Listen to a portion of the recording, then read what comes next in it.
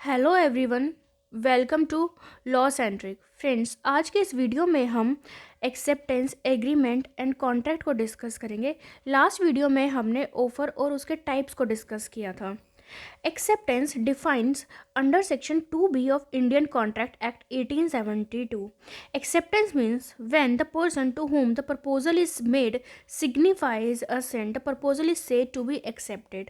जैसे A है, offer करता है B को कि वो अपनी कार को सेल करना चाहता है और B उस ऑफर को एक्सेप्ट कर लेता है, तो इन दोनों के बीच में एक प्रॉमिस होता है कि वो उसकी कार को परचेज करने के लिए रेडी हो गया है। The promise from the two parties to one another is known as agreement.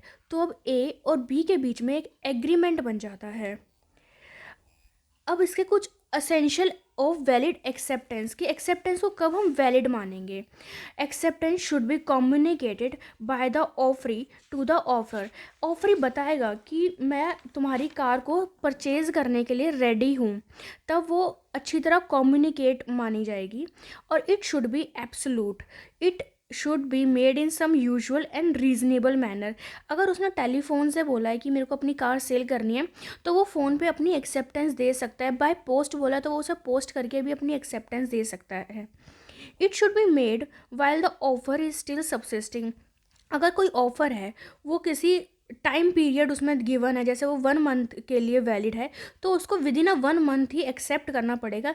ये नहीं कि आफ्टर 1 मंथ हम उससे अपनी एक्सेप्टेंस दे रहे हैं। एक्सेप्टेंस और rejection of offer must be within reasonable time होना चाहिए।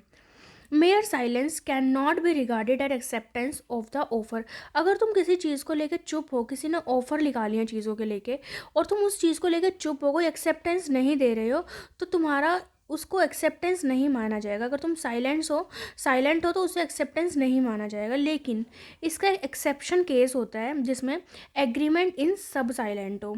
अगर तुम किसी पॉजिटिव एक्ट के लिए साइलेंट हो, तो जब तुम्हारी एक्सेप्टेंस को मान लिया जाता है। अब अगर हमें कोई ऑफ़र को और एक्सेप्टेंस को रिवोक करना है, तो हम उसे कैसे करेंगे।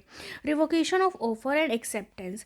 अ proposal may be revoked at any time before the communication of acceptance is complete as against the proposer but not afterward. अगर अभी हमने कम्युनिकेट नहीं किया, अभी हमने उसको अपनी एक्सेप्टेंस नहीं दी है, तो हम उससे पहले उसे रिवोक कर सकते हैं। इसके भी हमारे डिफरेंट तरीके होते हैं रिवोकेशन करने के।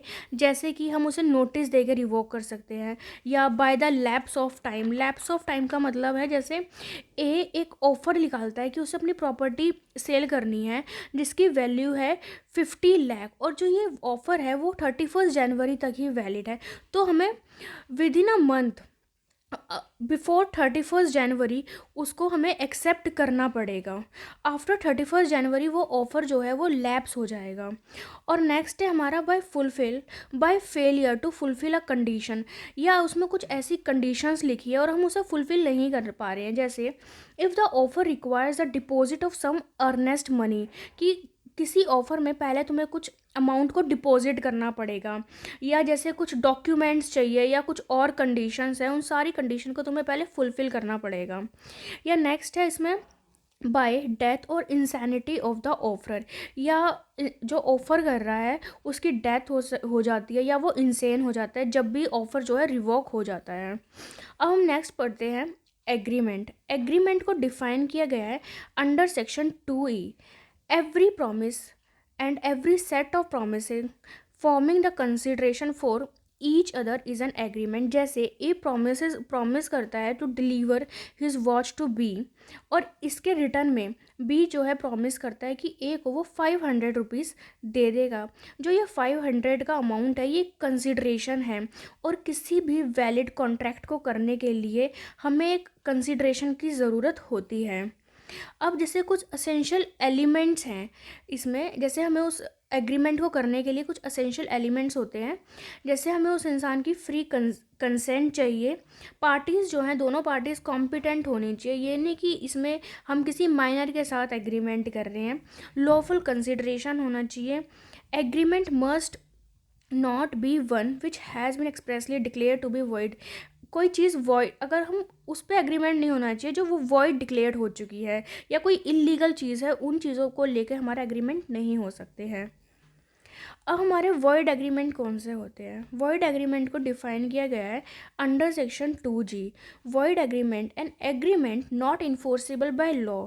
इसे जो है कानून नहीं बताता, नॉट इन्फोर्सेबल बाय लॉ होते हैं। जैसे कि एग्रीमेंट बाय अ माइनर, किसी माइनर के साथ कोई एग्रीमेंट करना। अब नेक्स्ट है हमारा illegal agreement.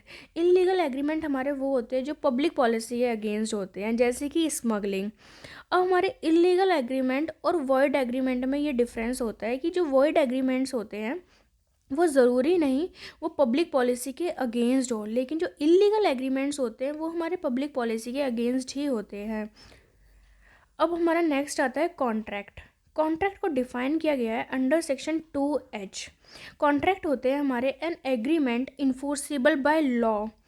An agreement enforceable by law, जैसे कि कुछ पार्टनर्स हैं, उन्होंने आपस में सोचा है कि हम कोई बिजनेस करेंगे, तो वो एक कॉन्ट्रैक्ट कर लेते हैं आपस में ही, फिर वो उसे रजिस्टर करवाने जाते हैं उस डीड को, तो वो इन्फोर्सेबल बाय लॉ होती है कि सब चीज़ हम मतलब कानून के उसमें कर रहे हैं अंडर। अब वॉइडेबल कॉन्ट्रैक्ट होते हैं हमारे when the consent of a party has been obtained by coercion, undue influence, fraud and misrepresentation. जब किसी जैसे अगर किसी ने जैसे ए ने बी को ऑफ़र किया है, लेकिन जो बी की कंसेंट है वो या तो उसे डरा के की जा रही है या उससे कोई फ्रॉड कर लिया है, तो वो हमारे वॉइडेबल होते हैं। अब नेक्स्ट है हमारा स्टैंडर्ड फॉर्म कॉन्ट्रैक्ट। इसमें होता है in which one party prepares draft of the contract which the other party is enabled or made to or sometimes even deemed to or agree to। जैसे एक इंश्योरेंस कंपनी है, वो prepares a draft of insurance policy। Insurance company वो draft prepare करती है insurance policies के लिए, और वो सारी चीज़ें हमें उसे माननी पड़ती हैं जो जो उसमें पॉइंट्स लिखे होते हैं।